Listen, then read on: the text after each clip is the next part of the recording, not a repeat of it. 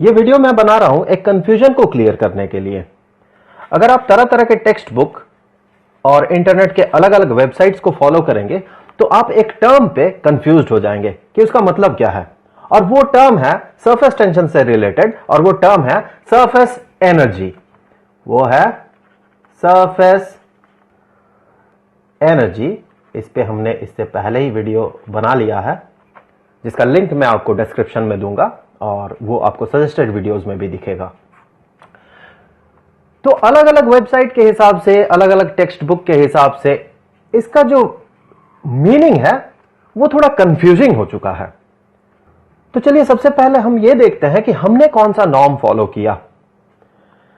हमने इससे पहले सरफेस एनर्जी के वीडियो में यह देखा था कि अगर हमारे पास एक लिक्विड का सरफेस हो, फ्री सरफेस हो, और मान ले ये रहा लिक्विड का सरफेस, ये है उस लिक्विड का सरफेस, और हम इसके सरफेस को थोड़ा बड़ा करना चाहते हैं, अर्थात ये जो आर्म है, मान ले ये आर्म मूवेबल है, इस आर्म को हमने थोड़ा खींच लिया। तो खींचने से होगा क्या? सरफेस टेंशन क्या कर रहा है? देखिए, सरफेस टेंशन ये कोशिश करेगा इस लिक्विड का कि इस आर्म को ये अपने तरफ खींच के रखे, क्योंकि सरफेस टेंशन का प्रॉपर्टी होता है लिक्विड के फ्री सरफेस को कॉन्ट्रैक्ट करने का। अब अगर हम इसके अगेंस्ट इसे खींच के थोड़ा लंबा करते हैं या थोड़ा बड़ा करते हैं सरफेस को, तो होगा क्या? हमें थोड़ा काम करना पड़ेगा। मान लेते हैं कि हमने इसे इतना एक्स्ट्रा एक्सटेंड कर दिया, तो हमने इतना सा जो सरफेस है उसे बढ़ा दिया। तो सरफेस एनर्जी का जो डेफिनेशन हमने फॉलो किया था वो ये था कि देखिए, यहां पर इसे बड़ा करने के लिए हमें एक काम करना होगा। ये वर्क डन जो है ये कन्वर्ट हो जाएगा इस सरफेस के पोटेंशियल एनर्जी में। इसके पोटेंशियल एनर्जी के तौर पे ये स्टोर्ड हो जाएगा। और सरफेस एनर्जी का जो डेफिनेशन हमने फॉलो किया था वो ये था कि हमने कितना काम किया, वर्क डन डिवाइडेड बाय कितना एरिया हमने बढ़ाया। So change in area.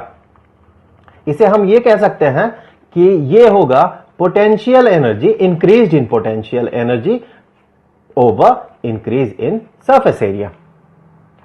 और हमने ये भी देखा था कि यहां इसका पोटेंशियल एनर्जी का जो डेंसिटी होगा वो हर जगह वही डेंसिटी होना चाहिए, अर्थात इस जगह पे हमारा जो पोटेंशियल एनर्जी का चेंज और एरिया का चेंज का जो रेशियो है वही रेशियो यहां भी होना चाहिए।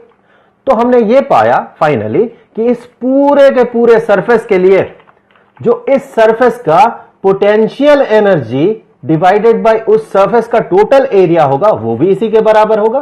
सो इस सरफेस का total potential energy divided by total area ये बराबर हो जाएगा इस टर्म के, जो कि बराबर होगा इस टर्म के, जो कि बराबर होगा सरफेस एनर्जी के। तो ये था हमारा डेफिनेशन, या फिर कहे वो स्टैंडर्ड या वो नॉर्म जिसे हमने फॉलो किया था या हम फॉलो करते रहेंगे। तो इस डेफिनेशन के हिसाब से अगर ये सरफेस एनर्जी हुआ कि potential energy per unit area, तो फिर इसके टोटल जो पोटेंशियल एनर्जी स्टोर्ड है पूरे के पूरे सरफेस में उसे हम कैसे रिप्रेजेंट करेंगे? सो इस टोटल एनर्जी को हम रिप्रेजेंट करते हैं कुछ ऐसे। हम कहते हैं इसे total potential energy of the surface या फिर potential energy of the surface. So potential energy of the surface, energy of the free surface. So of the free surface ना लिख के मैं कह रहा हूं ऑफ द सरफेस। तो ये हो गए दो टर्म जो हम फॉलो करते हैं। सरफेस एनर्जी जो कि है पोटेंशियल एनर्जी डेंसिटी, इसे आप कह सकते हैं। देखिए, potential energy per unit area, तो ये हो गया पोटेंशियल एनर्जी डेंसिटी कि भाई एक यूनिट एरिया में कितना पोटेंशियल एनर्जी स्टोर्ड है इस सरफेस में, वही हो गया सरफेस एनर्जी। तो इसे हम पोटेंशियल एनर्जी डेंसिटी भी कह सकते हैं। और पूरा का पूरा पोटेंशियल एनर्जी की अगर बात हो कि पूरे सरफेस में कितना पोटेंशियल एनर्जी है, तो हम उसे कहते हैं potential energy of the surface. अब देखें, एक नॉर्म ये भी है जो कि ये कहते हैं कि potential energy of the surface, जो इस सरफेस का पूरा पोटेंशियल एनर्जी है, इसी को कहा जाता है सरफेस एनर्जी। ये एक दूसरे नॉर्म के हिसाब से कुछ लोग ये फॉलो करते हैं कि एक सरफेस, फ्री सरफेस में जितना टोटल पोटेंशियल एनर्जी होगा वही होगा सरफेस एनर्जी। तो जब उन्होंने इसे सरफेस एनर्जी कह दिया, तो फिर ये जो हम टर्म यूज करते हैं potential energy per unit area, अर्थात पोटेंशियल एनर्जी का डेंसिटी, उसे वो क्या कहते हैं? अगर total potential energy surface energy हो गया तो उसे वो क्या कहेंगे? तो उसे वो कहते हैं सरफेस एनर्जी डेंसिटी। तो देखिए, या तो आपको ये दोनों टर्म्स मिलेंगे या फिर कोई ये दोनों टर्म यूज करता है। तो जो भी टॉपिक आप फॉलो कर रहे हैं, उस टॉपिक के सेंस को पकड़ के आपको यह समझना होगा कि वो अगर सरफेस एनर्जी कह रहा है तो वो क्या कह रहा है। क्या वो surface energy total potential energy of the surface है, या फिर potential energy per unit area, या फिर पोटेंशियल एनर्जी डेंसिटी है?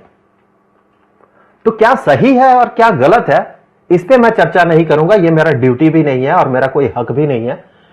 मैं सिर्फ जो कंफ्यूजन क्रिएट हो सकता है आगे चल के आपको, उस कंफ्यूजन को मैं थोड़ा आसान बना दे रहा हूं, ताकि वो कंफ्यूजन ना रहे, वो सिचुएशन को मैं आसान बना दे रहा हूं। तो अगर वैसा सिचुएशन आपको कहीं मिले अलग अलग वेबसाइट्स में और अलग अलग टेक्स्ट बुक्स में, तो आप मुझे कमेंट जरूर कीजिएगा कि ये जो वीडियो है ये आपके लिए कितना हेल्पफुल हुआ, या फिर इस वीडियो में और क्या मॉडिफिकेशन चाहिए होगा।